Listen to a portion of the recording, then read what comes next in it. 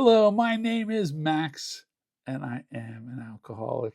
I'm sober today only by the grace of God and the fellowship of the program, and I am a follower of Jesus. Welcome to Studio RC, an encouragement for your recovery and your faith. Last series, we got rooted as we prepped for our annual Recovery Church Movement Conference.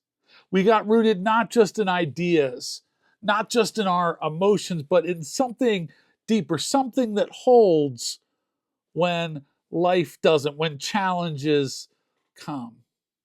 And now we've completed our Rooted 2026 conference. The Rooted conference, it wasn't just a moment. It wasn't just an event. It was a turning point. It was hopefully challenging to some, encouraging to all. But here's the question. What happens after that moment, after the event?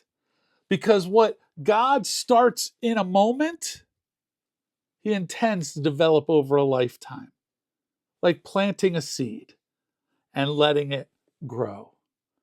So welcome to our new series, Rooted, the Aftermath.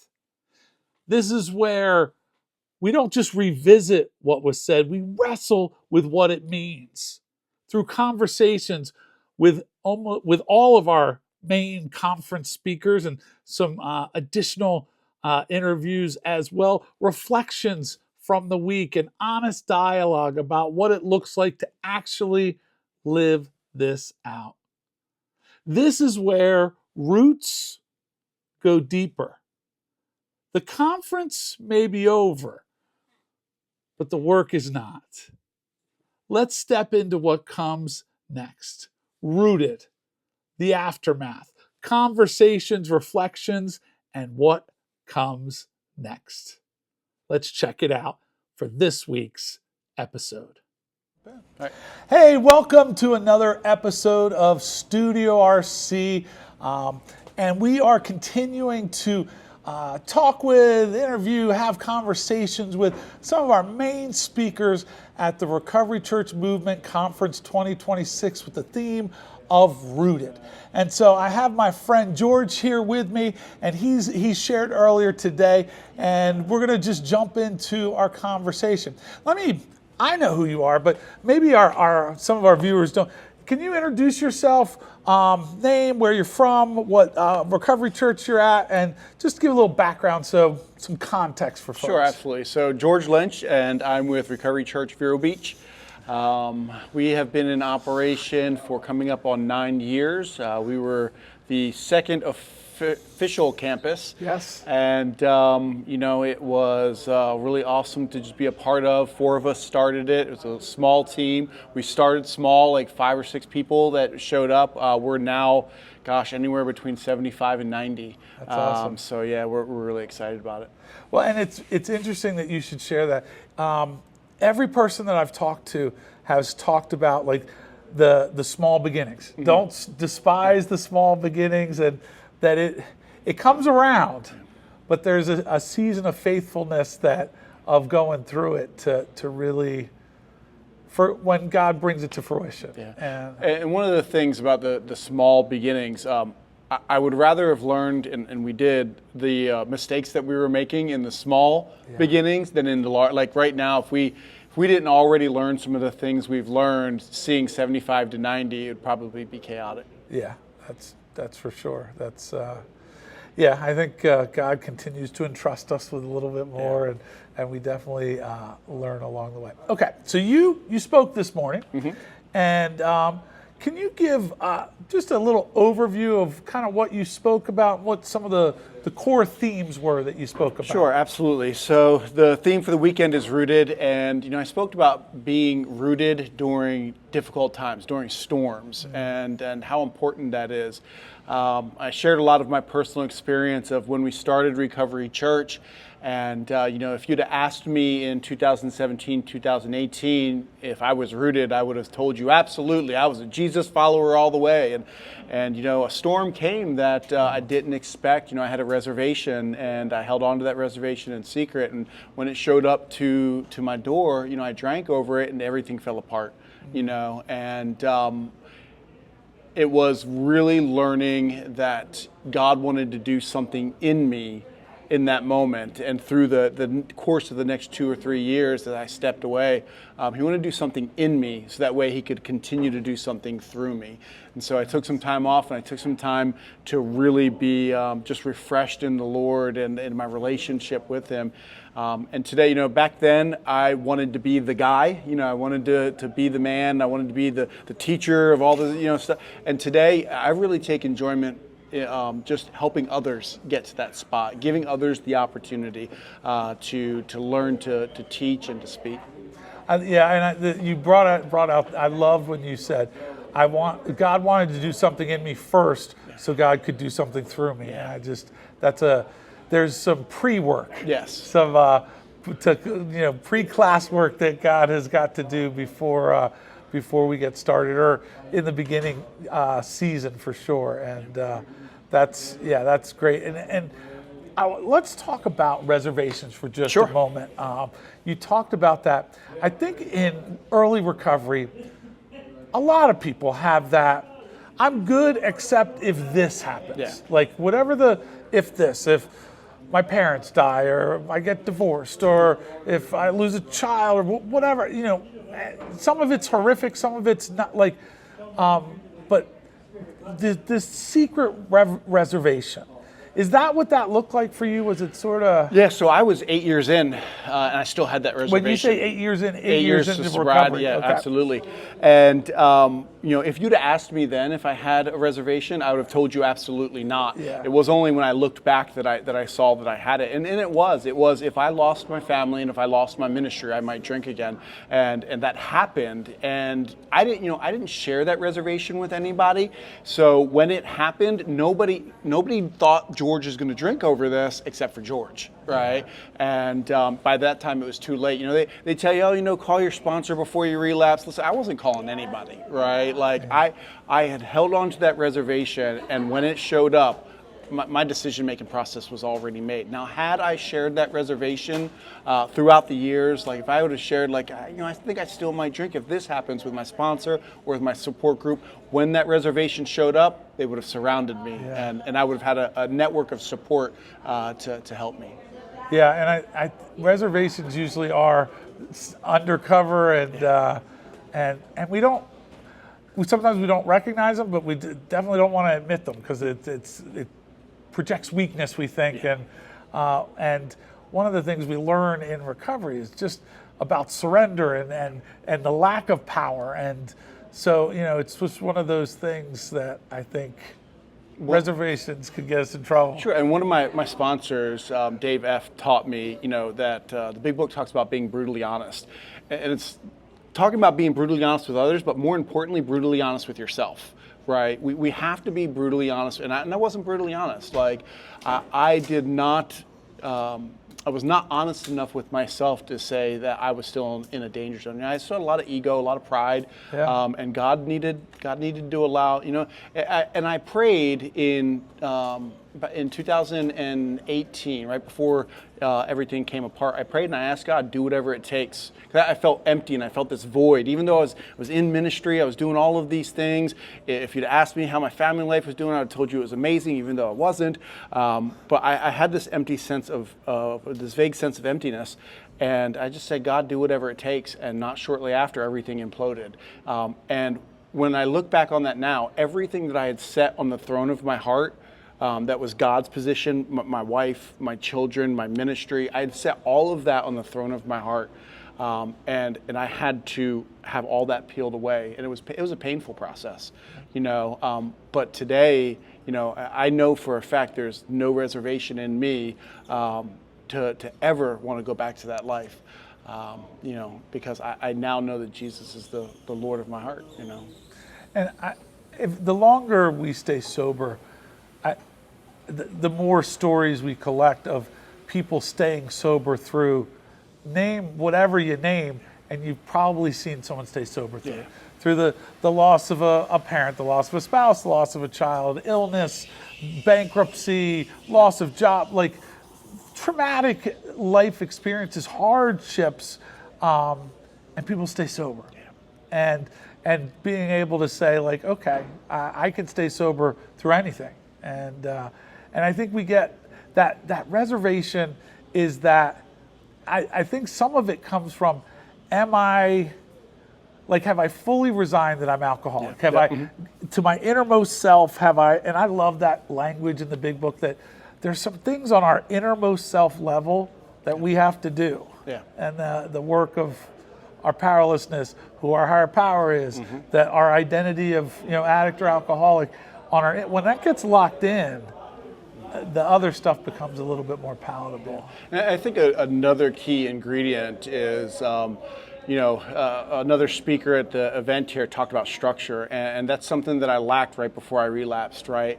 The people who make it through all those difficult things, they're doing the same thing every day, over and over. They're going to meetings, they're doing they're praying.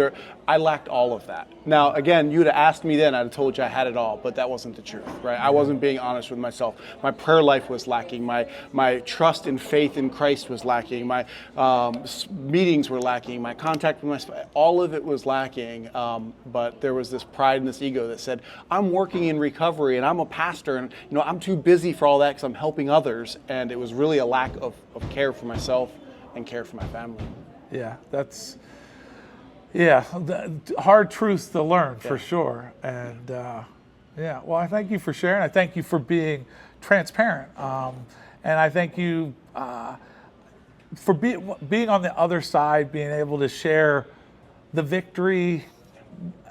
Maybe not everything came back together, but like you're on the other side with peace with God and relationship with God and leading in a very, I would say, a very full of humility, the state of how you lead, and it probably looks a little different than previously. It does. A good mentor of mine said to me one time, he said, George, you got to decipher whether you want to be stupid, smart, or wise. He said, stupid people never learn from their mistakes. Smart people learn from their mistakes, and wise people learn from the mistakes of others. I'm probably still in the smart category, but I'm getting to the wise. No, fair enough. That's what we aspire to. But sometimes we got to hammer our own fingers to figure it out. But all right, as you were giving your message today, and we kind of touched on this a little bit, but what was probably the most challenging for you, either that to learn as you were going through it, or to share to an audience of 400 people? The most difficult thing is failure, right? Like I failed, right? And I remember when I drank and I went to treatment, and I'm in treatment and I'm watching Recovery Church Vero Beach online, and it was continuing to go. I saw you preach in there, I saw other people preach, and I remember calling Phil, and I was so angry. I was like, they don't need me. Like I should be there. And he was like, George, you need to realize something. God doesn't need you. Recovery Church doesn't need you. And it hurt, right, to think that I wasn't needed. But today I realized that I have the opportunity to participate. And that was really the hardest thing, and that's why one of our values is rotation, and I really push this in Vero Beach. Like, if you get too comfortable in your role, we're going to rotate you out, right? I don't want to be the speaker all the time. I don't want to be the campus lead all the time. I don't want to be in the tech booth all the time. We're just constantly trying to rotate, and that really brings about that humility. So that's great. It's funny, at RC Marlton, we're doing 3-month stints and kind of rotating, and the dreaded the media tech booth is but people are learning, and we don't have an overly complicated system, but people feel like, I got stuck in the media booth again. Hey, shout out to the media guys. I'm in the media booth in Vero now, and it's a love-hate relationship. So I love, like, the only time the media people ever get any attention is when something goes wrong. Yeah, they're like, oh, what's going on up there? Like. I mentioned to Mike today, our tech guy for the event. I just, I truly appreciate you. You're behind the scenes. You're the problem solver. When something's going wrong, you're there to fix it. And y'all don't get enough love, so I just want to show you some love. We had that microphone. Well, it wasn't a microphone issue, but the board went out last night for a moment, and he fixed it within 30 seconds. He had it up and running. He was so frustrated. I said, "No, man, you handled it like a pro, and like it was barely a blip." It's something, and it reminds me of something that my mentor told me. He said, George, if you're not prepared to clean behind the toilet, you're not prepared to be behind the pulpit, right? And so we had to learn, in ministry that you got to be prepared to do any job, anywhere, anytime. I was walking out with Pastor Phil last night. He picked up 3 different pieces of trash. And things I didn't even see. It wasn't like they were lying in the middle of the floor and we were just walking over.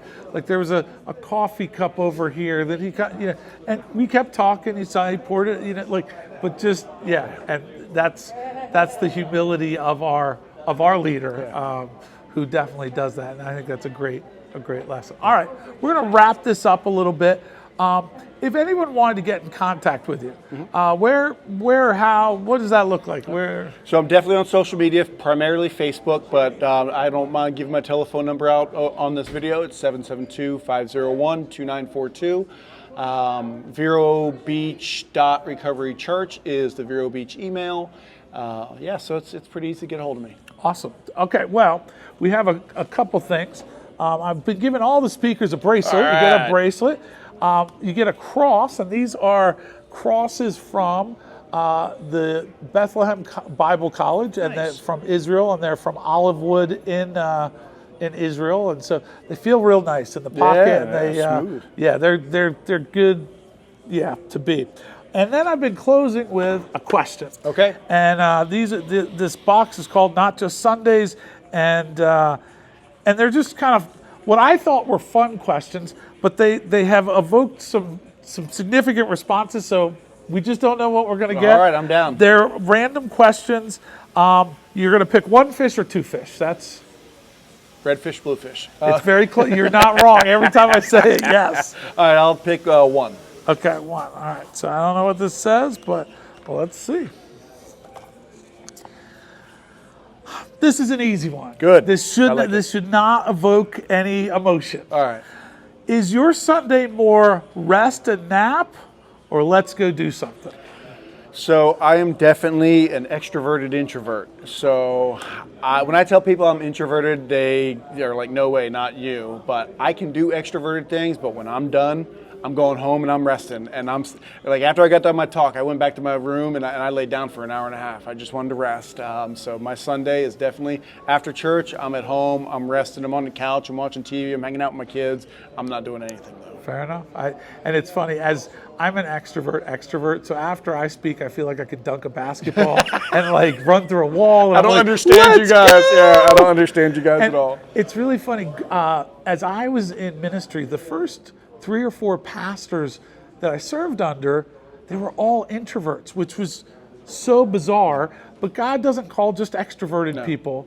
And what they would do is kind of what you were saying. Now, they were introverts who would get depleted from being extroverted.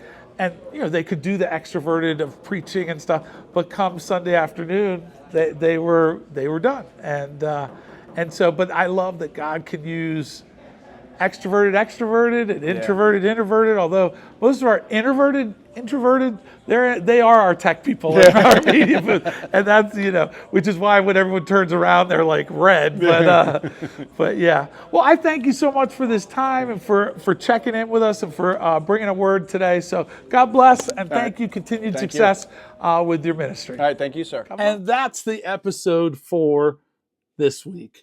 But that's what isn't where it ends, because what was planted at Rooted is still growing. The real question isn't what did we hear, but the real question is what are we going to do about it and do with it? So take a moment, reflect on what stood out, hold on to what challenged you, and take one step, just one, toward living it out. This has been Rooted, the aftermath, where the moment may have passed, but the work is still ongoing. Stay rooted, keep growing, and we'll see you next time here at Studio RC. We encourage you to like, to share, to subscribe, help others find this encouragement for their recovery and their faith. This is Studio RC, an encouragement for your recovery and your faith. Remember, 12 steps, one goal. We'll see you next time.